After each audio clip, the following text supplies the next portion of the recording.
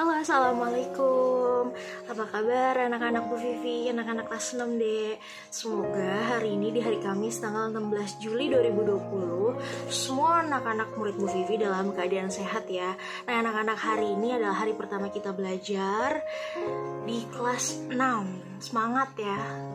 Bu Vivi yakin kita semua bisa, Bu Vivi bisa, kalian bisa walaupun kita dalam keadaan pandemi seperti ini. Nah, sekarang anak-anak buka buku paket tema 1. Di situ buka halaman 2. Sudah. Di tema pertama ini kita belajar mengenai tumbuhan sahabatku. Nah, di pertemuan pertama atau pembelajaran pertama di sini, sebelum kita masuk ke pembelajaran, Ibu mau nanya. Pasti kalian sering dong melihat di sekitar rumah, di sekitar sekolah maupun di tempat kalian ketika main, pasti pada sering melihat tumbuhan, ya kan? Nah, ternyata tumbuhan itu memiliki banyak manfaat bagi setiap makhluk hidup. Ada yang tahu gak sih kira-kira manfaatnya apa ya bagi setiap makhluk hidup? Nah, ternyata tumbuhan itu dimanfaatkan oleh manusia dan juga hewan sebagai bahan makanan. Contohnya apa? Misalnya rumput. Ya, itu dimanfaatkan oleh hewan untuk makanan mereka. Kemudian, nah, jadi intinya adalah tumbuhan itu adalah sumber kehidupan bagi setiap makhluk hidup, makhluk yang ada di bumi. Seperti itu. Nah, lanjutannya ya. Tadi setelah mengetahui manfaat tumbuhan bagi kehidupan, ini di halaman 2 ya, bisa dilihat sama-sama. Nah, Edo ingin belajar lebih jauh mengenai perkembangbiakan tumbuhan. Nah, di sini ada cerita, liburan sekolah telah tiba. Edo mengunjungi pamannya di desa. Dia seorang petani jagung. Edo datang ke rumah pamannya tidak untuk berlibur saja. Edo juga ingin belajar. Ibu guru memberikan tugas selama liburan. Apa saja ibu guru ingin anak-anak memberikan laporan tentang satu hal yang menarik dan bermanfaat yang dilihat selama liburan. Seperti itu. Edo ingin mengetahui tentang tanaman jagung, terutama tentang perkembangbiakannya. Jadi ceritanya Edo ini liburan dan kebetulan di tempat liburannya atau di desanya itu ada namanya tanaman jagung. Nah, di situ Edo sangat tertarik bagaimana sih perkembangbiakan tanaman jagung. Nah, di sini bagaimana jagung berkembang biak? Yuk, mari kita sama-sama melihat bagaimana tanaman jagung berkembang biak. Jagung merupakan salah satu tanaman yang dijadikan bahan makanan pokok di berbagai negara. Salah satunya ada di Indonesia. Di Indonesia sendiri, penduduk Pulau Madura menjadikan jagung sebagai makanan pokoknya. Nah, jagung merupakan salah satu tanaman penghasil karbohidrat yang sangat diperlukan oleh tubuh. Seorang petani jagung mulai membiakkan tanamannya dengan menanam biji jagung. Nah, setelah 3-4 hari, jadi 3-4 hari, bakal tanaman akan muncul di permukaan tanah. Nah, tanaman jagung akan terus tumbuh menjadi besar. Nah, 3 hingga 3,5 bulan, buah jagung dapat dipanen oleh petani. Nah, jadi untuk setelah ditanam, untuk pohon jagung dapat dipanen oleh petani, kita membutuhkan waktu sekitar 3-4 bulan lamanya. Buah jagung yang berbentuk seperti tongkol pada mulanya berbentuk sekuntum bunga. Bunga yang kecil, bunga jagung memiliki helai rambut halus pada bagian ujungnya. Nah, pada helai rambut tersebut terdapat tepung sari. Tepung sari akan berterbang terbawa angin ketika angin bertiup. Tepung sari yang terbawa angin sebagian akan jatuh di kepala putik yang terletak di bagian bawah bunga. Nah, pada pohon jagung yang lain, tepung sari yang terbawa angin akan jatuh tadi di kepala putik yang terletak di bagian bawah bunga. Yang tepung sari yang terbawa angin sebagian akan jatuh di kepala putik yang terletak di bagian bawah bunga pada pohon jagung yang lain. Ketika itulah terjadi namanya pembuahan. Oke. Setelah terjadi pembuahan, nah, bunga jagung tersebut terus berkembang hingga menjadi buah jagung. Perkembangan itulah yang dapat diamati dari waktu ke waktu. Nah, buah jagung akan siap dipanen ketika rambut jagung sudah berwarna kecoklatan dan bagian tongkolnya sudah mengering. Jadi kalau kalian pernah kan ngeliat yang namanya jagung, kadang di ujung jagung itu ada yang namanya kayak serabut-serabut itu. Nah, itu kita lihat kalau misalnya warna sudah agak kecoklatan dan bagian tongkolnya sudah mengering, sudah agak kering, nah itu artinya sudah siap dipanen. Apabila jagung tersebut dikupas akan memperlihatkan biji jagung yang kekuningan. Nah, bagian yang dimakan oleh manusia adalah biji jagungnya, ya. Supaya jagung selalu tersedia sebagai bahan makanan manusia, maka petani jagung harus menanam kembali sebagian biji jagung dari hasil panen. Biji jagung yang tua dapat ditanam kembali. Nah, dari sinilah akan dimulai kembali perkembangbiakan jagung. Jadi tanaman jagung itu yang bijinya udah tua itu kita jadikan sebagai bibitnya lagi gitu. Edo senang sekali, ia menikmati tinggal di lingkungan yang berbeda. Edo juga senang memperoleh pengetahuan baru tentang tanaman jagung yang merupakan salah satu makanan kesukaannya itu. Jadi Edo menyukai jagung dan dia jadi penasaran bagaimana sih jagung itu berkembang biak seperti itu. Itu bagus sekali. Lanjut, kita lihat di halaman 4. Halaman 4 kita lewatin dulu ya.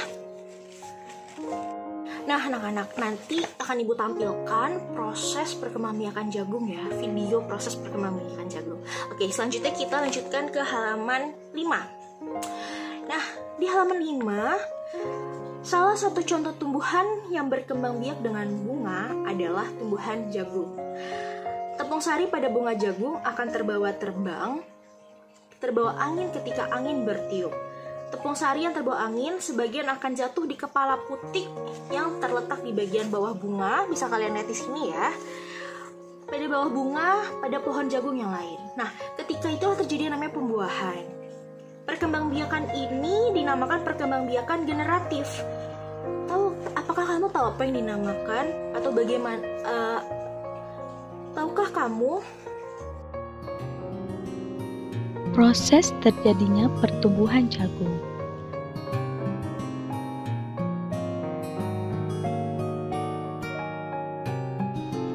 Pertama, saat biji jagung ditutup dengan tanah dan biji jagung disiram setiap harinya.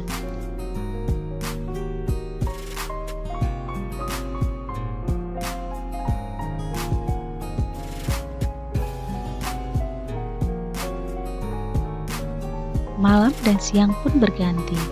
Biji jagung mengeluarkan tunas dan semakin hari, tumbuhan jagung semakin besar.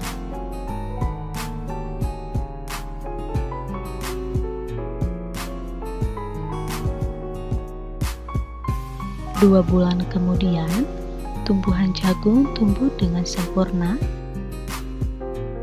dan menghasilkan buah dengan baik. Inilah proses terjadinya pertumbuhan jagung. Semoga bermanfaat. Perkembangbiakan ini dinamakan perkembangbiakan generatif. Tahukah kamu bagaimana proses perkembangbiakan generatif? Nah, di sini Ibu bacakan ya. Jadi, perkembangbiakan generatif atau secara kawin terjadi melalui proses penyerbukan dan pembuahan. Nah, itu kalian bisa lihat di gambar. Perkembangbiakan generatif pada tumbuhan itu diawali dengan penyerbukan, artinya melekatkannya dan jatuhnya serbuk sari ke kepala putik. Nah, kemudian setelah terjadi penyerbukan, pada serbuk sari tumbuh buluh serbuk sari yang menuju ke ruang bakal biji. Nah, kemudian serbuk sari akan masuk ke ruang bakal biji melalui buluh serbuk sari. Nah, di dalam ruang bakal biji terjadi yang namanya pembuahan, yaitu peleburan serbuk sari atau sel kelamin jantan atau namanya spermatozoid dengan kepala putik atau sel kelamin betina atau sel telur. Hasil dari pembuahan yaitu adalah namanya zigot. Jadi kalau misalnya ada pertanyaan apa itu zigot? Zigot itu adalah artinya hasil dari pembuahan. Oke? Zigot berkembang menjadi lembaga. Nah, lembaga berkembang menjadi bakal biji. Bakal biji berkembang menjadi biji dan bakal buah. Kemudian bakal buah berkembang menjadi daging buah. Nah, jadi ini adalah proses ketika bagaimana sih proses daging buah itu bisa terjadi gitu. Jadi daging buah itu ada dari yang namanya pertama zigot. Zigot berkembang menjadi lembaga, lembaga berkembang menjadi bakal biji, kemudian bakal bijinya tersebut berkembang menjadi biji dan bakal buah, kemudian bakal buah berkembang menjadi daging buah. Nah, lembaga yang berada di dalam biji merupakan calon tumbuhan baru. Di sini tumbuhan yang berkembang biak secara generatif itu ada yang namanya padi, kemudian ada mangga, ada durian, dan ada jambu, serta ada berbagai macam pohon atau tanaman lainnya. Nanti kalian bisa cari tahu ya untuk tugas. Nah, sekarang kita lihat di halaman selanjutnya, itu di halaman 7 ya. Di sini kamu bayangin kalau misalnya apa yang terjadi jika tumbuhan tidak berkembang biak. Apa yang akan terjadi? Apakah kamu akan melihat yang namanya tanaman atau bunga-bunga indah? Tentunya tidak. Jika tumbuhan tidak berkembang biak, gitu. Bunga yang indah bukan hanya tumbuh di Indonesia, tapi negara-negara lain seperti negara tetangga memiliki bunga yang cantik karena kondisi geografisnya yang hampir sama. Bunga yang tumbuh tidak jauh berbeda jenisnya. Nah, perhatikan jenis bunga yang tumbuh di negara tetangga. Bunga kembang sepatu itu tumbuh di Indonesia dan Malaysia. Oke. Bunga kembang sepatu dinamakan bunga raya dan merupakan bunga nasional. Ya. Perhatikan bunga Kamboja pada gambar samping. Jadi di sini ada bunga Kamboja ya. Di sini ada gambar bunga Kamboja. Nanti ibu di sini tuh ada gambar bunga Kamboja. Bunga ini sering digunakan dalam perlengkapan tari di Bali, ya. Dorcampa atau bunga Kamboja dapat ditemukan di Indonesia maupun di Laos. Di negara tersebut, bunga ini digunakan untuk dekorasi upacara keagamaan dan penyambutan tamu. Kemudian di sini di Malaysia, Laos, dan Indonesia hidup bersampingan. Jadi meskipun berbeda negara, namun ketiganya memiliki persamaan dalam kehidupan sosial dan budaya. Ya, masih banyak negara yang memiliki kesamaan. Oleh sebab itu mereka menggabungkan diri dari suatu organisasi yang bernama ASEAN. Nah, apa sih ASEAN? Yaitu Persatuan Negara-Negara se-Asia Tenggara. Yang jadi di sini ada 10 negara ASEAN. Di sini bisa kalian lihat ya, 10 negara ASEAN. 10 negara ASEAN itu ada apa saja? Nah, jadi di sini bisa Ibu bacakan ya. Ada yang pertama ada Myanmar, Thailand, Kamboja, Singapura, Indonesia, Laos, Vietnam, Malaysia, Filipina, dan Brunei Darussalam. Dan itu adalah wilayah-wilayah atau negara yang tergabung dalam wilayah ASEAN. ASEAN menjawab kebutuhan hidup bertetangga. Kamu pasti pernah merasakan nyamannya hidup bertetangga. Hal ini terasa saat semua keluarga saling mendukung, ya. Jadi di sini hal ini terasa saat semua keluarga saling mendukung, saling membantu, kemudian juga bekerja sama. Nah, di sini kenyamanan dalam bertetangga perlu diwujudkan karena tiap keluarga memiliki kepentingannya yang sama. Hal itu juga yang mendasari terbentuknya ASEAN. ASEAN adalah sebuah organisasi internasional yang beranggotakan negara di kawasan Asia Tenggara. Jangan lupa, ASEAN adanya di mencakup negara yang berada di Asia Tenggara. Negara ini bersatu karena adanya persamaan letak geografis dan kemiripan budaya. Kepentingan yang sama dalam memajukan pertumbuhan ekonomi, sosial budaya, serta menjaga keamanan kawasan menjadi dasar pertimbangan para tokoh dunia pendiri ASEAN. Tahun 1967, ASEAN berdiri atas dasar deklarasi Bangkok. Ya. Saat itu tokoh dari 5 negara yang terlibat dalam diskusi menjadi pencetus dan pendiri organisasi ini. 5 negara yang menjadi anggota pertama ASEAN di tahun 1997 itu adalah Indonesia, Malaysia, Thailand, Singapura, dan Filipina. Di sini para utusan dari kelima negara tersebut yang sekaligus merupakan tokoh pendiri ASEAN, yaitu yang pertama ada Adam Malik, yang kedua Tun Abdul Razak, itu dari Malaysia. Kalau tadi Abdul Malik itu dari Indonesia. Yang ketiga ada Tanat Khoman, itu dari Thailand. Ada yang keempat S. Rajaratnam dari Singapura. Dan yang kelima ada Narciso Ramos, dia dari Filipina. ASEAN harus dapat memberikan manfaat bagi semua anggotanya. Untuk itu, berbagai kerjasama dikembangkan untuk memajukan kesejahteraan semua anggota. Kerjasama di bidang ekonomi, sosial, budaya, serta politik dikembangkan demi kemajuan semua anggotanya. Manfaat yang dirasakan oleh anggota ASEAN membuat semakin banyak negara yang kemudian bergabung dengan anggota ini atau organisasi ini. Jadi saat ini ada 10 negara yang menjadi anggota ASEAN. Nah, tadi sudah Ibu jelaskan, sudah Ibu sebutkan ya negara-negara apa saja. Berdasarkan urutan waktu bergabungnya, nih, yang pertama 5 negara ASEAN yang tadi menjadi pendiri. Yang pertama di Indonesia, Malaysia, Thailand, yang keempat Singapura, yang kelima Filipina. Mereka bergabung di tanggal 8 Agustus 1967. Jangan lupa 5 negara sebagai pendiri. Mereka bergabung di tanggal 8 Agustus 1967. Yang kedua, Brunei Darussalam ikut bergabung dengan sebagai anggota ASEAN di tanggal 7 Januari 1967. Kemudian yang ke-7 ada Vietnam bergabung pada tanggal 28 Juli 1995. Kemudian ada Laos dan Myanmar, mereka ikut bergabung bersama menjadi anggota ASEAN di tanggal 23 Juli 1997. Kemudian Kamboja bergabung pada tanggal 30 April 1999. Nah, tadi jadi ada 10 negara yang menjadi negara ASEAN. Nah, di situ ada tanggalnya kapan. Nah, di situ kalian harus ingat, harus kalian pelajari, jangan sampai lupa. Jadi dalam 10 negara yang menjadi anggota ASEAN tidak semuanya langsung bergabung, tapi tadi adalah tanggal-tanggal di mana mereka menjadi anggota negara tersebut. Kemudian di sini di Malaysia, Laos dan Indonesia hidup bersampingan. Jadi meskipun berbeda negara, namun ketiganya memiliki persamaan dalam kehidupan sosial dan budaya, ya.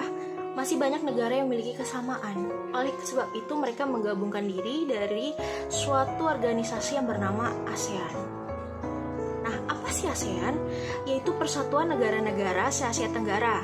Ya, jadi di sini ada 10 negara ASEAN. Di sini saudara lihat ya, 10 negara ASEAN.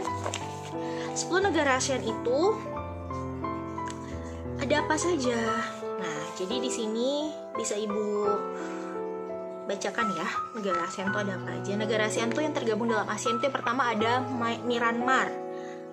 Yang pertama ada Myanmar, Thailand, Kamboja, Singapura, Indonesia, Laos, Vietnam, Malaysia, Filipina, dan Brunei Darussalam. Dan itu adalah wilayah-wilayah atau negara yang tergabung dalam wilayah ASEAN. ASEAN menjawab kebutuhan hidup bertetangga. Kemudian di sini di Malaysia, Laos dan Indonesia hidup bersampingan. Jadi meskipun berbeda negara, namun ketiganya memiliki persamaan dalam kehidupan sosial dan budaya, ya. Masih banyak negara yang memiliki kesamaan. Oleh sebab itu mereka menggabungkan diri dari suatu organisasi yang bernama ASEAN. Nah, apa sih ASEAN? Yaitu Persatuan Negara-Negara se-Asia Tenggara. Ya, jadi di sini ada 10 negara ASEAN. Di sini saudara lihat ya, 10 negara ASEAN. 10 negara ASEAN itu ada apa saja? Nah, jadi di sini bisa Ibu bacakan ya, negara ASEAN itu ada apa aja. Negara ASEAN itu yang tergabung dalam ASEAN itu yang pertama ada Myanmar. Yang pertama ada Myanmar, Thailand, Kamboja, Singapura, Indonesia, Laos, Vietnam, Malaysia, Filipina, dan Brunei Darussalam. Dan itu adalah wilayah-wilayah atau negara yang tergabung dalam wilayah ASEAN. ASEAN menjawab kebutuhan hidup bertetangga. Jadi di sini hal ini terasa saat semua keluarga saling mendukung, saling membantu, kemudian juga bekerja sama. Nah, di sini kenyamanan dalam bertetangga perlu diwujudkan karena tiap keluarga memiliki kepentingannya yang sama. Hal itu juga yang mendasari terbentuknya ASEAN.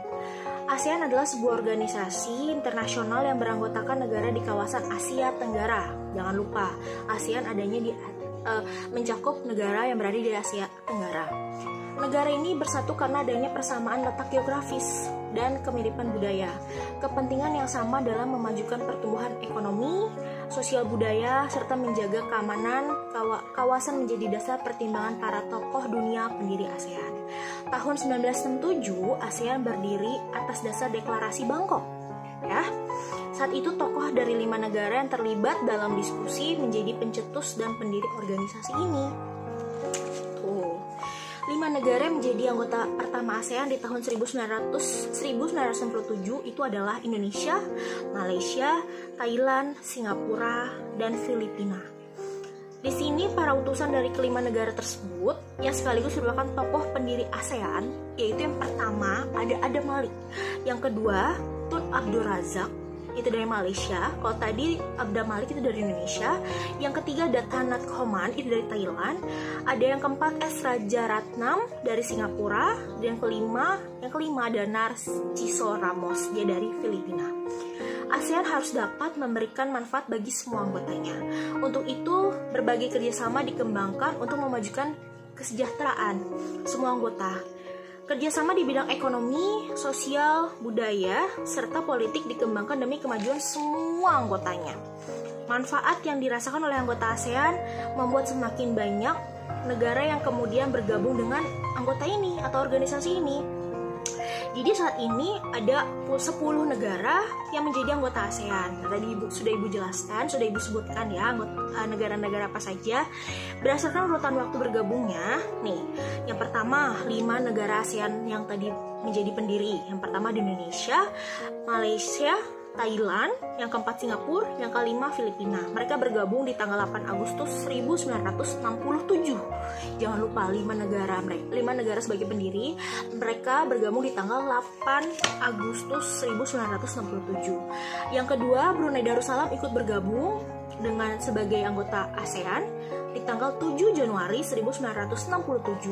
Kemudian yang ke-7 ada Vietnam bergabung pada tanggal 28 Juli 1995. Kemudian ada Laos dan Myanmar, mereka ikut bergabung bersama menjadi anggota ASEAN di tanggal 23 Juli 1997. Kemudian Kamboja bergabung pada tanggal 30 April 1999. Nah, tadi jadi ada 10 negara yang menjadi negara ASEAN. Nah, di situ ada tanggalnya kapan. Nah, di situ kalian harus ingat, harus kalian pelajari, jangan sampai lupa. Jadi dalam 10 negara yang menjadi anggota ASEAN tidak semuanya langsung bergabung, tapi tadi adalah tanggal-tanggal di mana mereka menjadi anggota negara tersebut. Oke.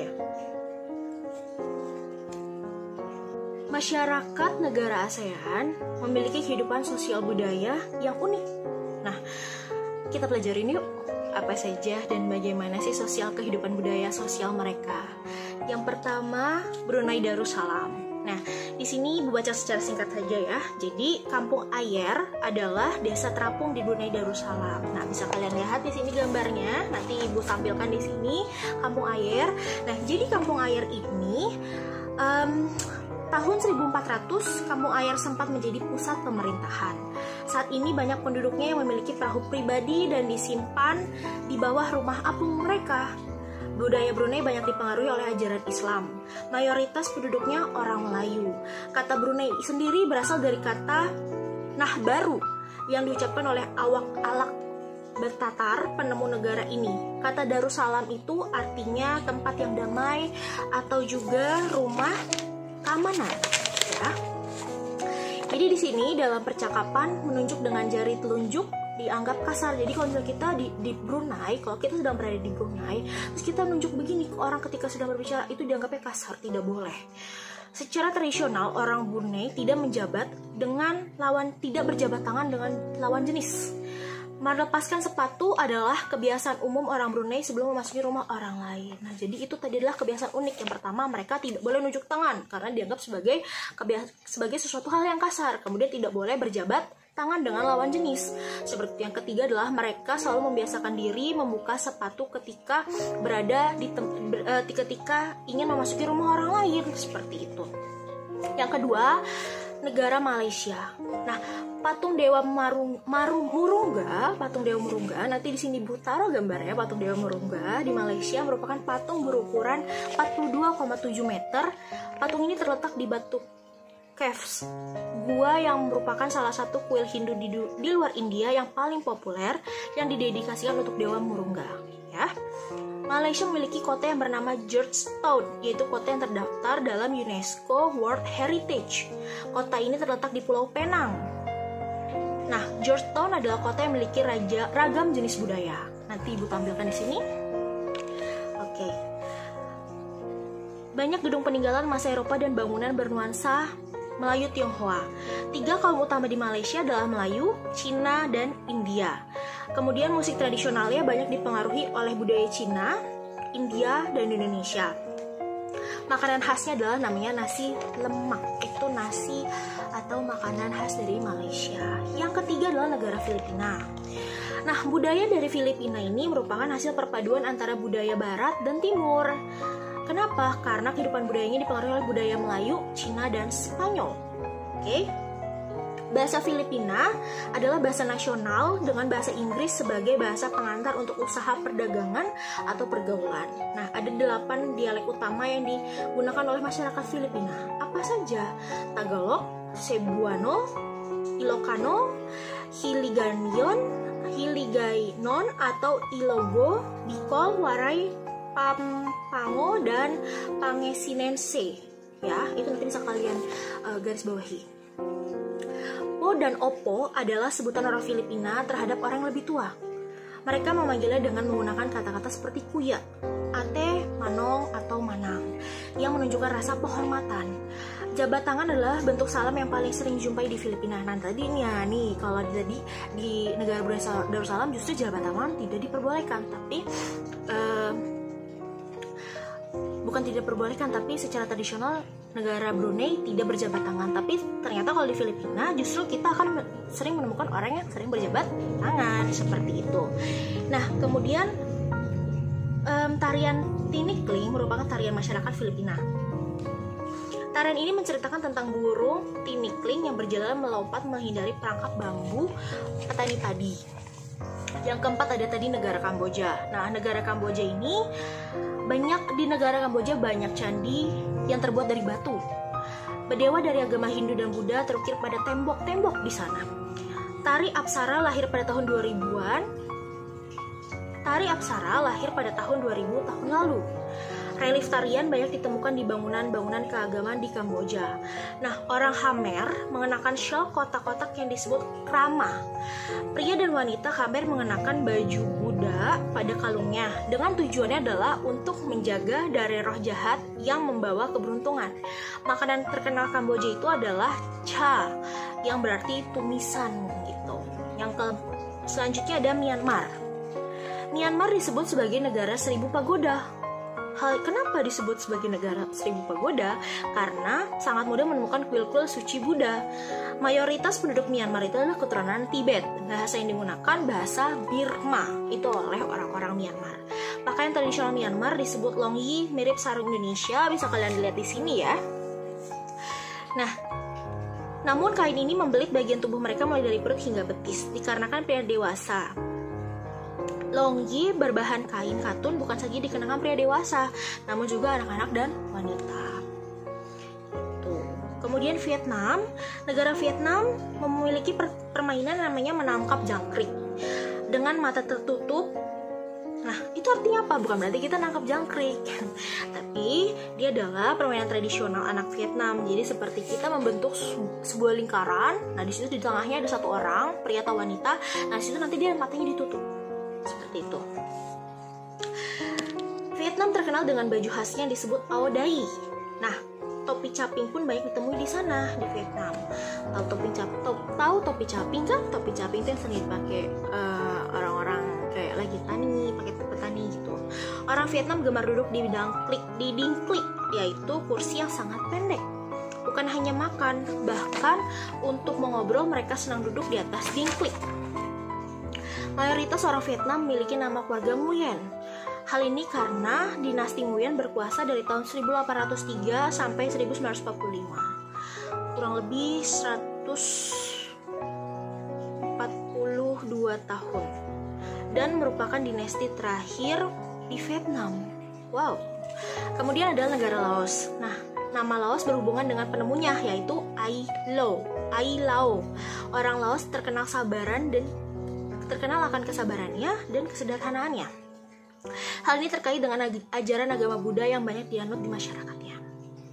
Olahraga tradisional di Laos itu adalah katau, seperti menggunakan kaki untuk menangkap dan memukul bola. Dia seperti permainan bola voli gitu.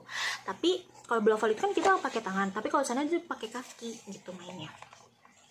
Bolanya terbuat dari anyaman bambu. Gitu. Tahun baru Laos disebut Bun Pi Mai. Semua penduduk pun membersihkan rumah, mengenakan pakaian baru, dan mencuci patung-patung Buddha. Itu saat tahun baru. Makanan utama bangsa Laos adalah nasi atau beras ketan yang dimakan dengan tangan langsung. Orang Laos menyebut dirinya Luk Hao Niao, yang artinya anak turun nasi ketan. Upacara sakral pemberian sedekah atau dikenal dengan saibat merupakan upacara di Laos. Nah, para biksu membawa bakul kecil mengitari sebagian kecil kota untuk menerima sedekah dari penduduk setempat yang mayoritas beragama Buddha. Nanti kalian bisa lihat di sini gambarnya. Nanti juga ibu taruh di sini gambarnya ya. Gitu. Nah, lanjut lagi ada negara Singapura. Oke. Singapura itu memiliki lambang negara yaitu Merlion atau patung singa. Merlion patung berkepala singa dan berbadan ikan. Menurut mitos, Singapura dahulunya adalah kampung ikan. Nah, kampung ini bernama Temasek yang berasal dari bahasa Jawa yang artinya lautan. Nanti di sini Ibu kasih gambar patung Merlion. Singapura berasal dari kata Sanskerta yang berarti kota singa. Penduduk Singapura berasal dari Cina, Melayu, India, dan Eropa. Kaum Baba adalah sebutan bagi keturunan Cina, Melayu. Singapura memiliki 4 bahasa resmi, ada namanya Melayu, kemudian Mandarin, Inggris, dan Tamil. Rakyat Singapura memiliki budaya jalan kaki. Sekitar 80% masyarakat yang memilih berjalan kaki kemana-mana. Kenapa warga negara Malaysia memilih untuk berjalan kaki? Karena di sana yang namanya kendaraan, mau itu motor, mobil, itu sangat mahal harganya. Kepiting cabai adalah makanan yang sangat digemari masyarakat Singapura. Selanjutnya ada Thailand. Thailand adalah salah satu-satunya negara di Asia yang tidak pernah dijajah bangsa Eropa. Wow. Thailand adalah bahasa Thai. Thailand dalam bahasa Thai adalah Pharet Thai yang artinya tanah kebebasan. Nah, tahun 1800-an, Thailand berubah nama antara lain Siam dari bahasa Sanskerta yang artinya gelap atau coklat dari Thailand. Dan Thailand. Ramakien adalah cerita nasional Thailand yang mempengaruhi kehidupan masyarakatnya. Nah, di Thailand, kepala adalah bagian tubuh yang paling dihormati. Tidak ada orang yang akan berani menyentuh kepala. Ya. Bahkan anak-anak. Sebaliknya, bagian kaki dianggap sebagai bagian yang paling hina karena dipakai sebagai alat untuk menapak di tanah.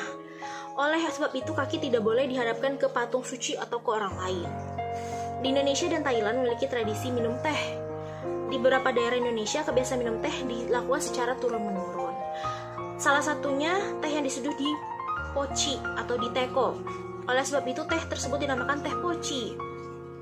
Di Thailand, teh disajikan dengan susu dan rempah-rempah. Teh tersebut dinamakan Thai Iced Tea dan disajikan dingin. Nah, anak-anak, setelah tadi menyimak penjelasan dari Bu Vivi, sekarang Ibu mau memberikan tugas. Tugas pertama adalah kalian tulis di buku tulis bagaimana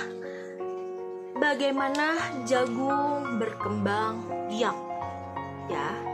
Nah, kemudian yang kedua, cari tumbuhan atau tanaman lain selain jagung, serta kalian tuliskan bagaimana proses perkembangbiakannya. Oke. Selanjutnya adalah tugas ketiga. Tugas ketiga kalian lihat di halaman 5. Nah, di halaman 5, Ibu mau kalian menggambarkan bagian-bagian bunga pada buku tulis kalian. Gambarnya tidak boleh kecil ya. Gambar harus besar. Kemudian kalian tunjukkan atau kalian tuliskan bagian-bagian bunga tersebut gitu. Selanjutnya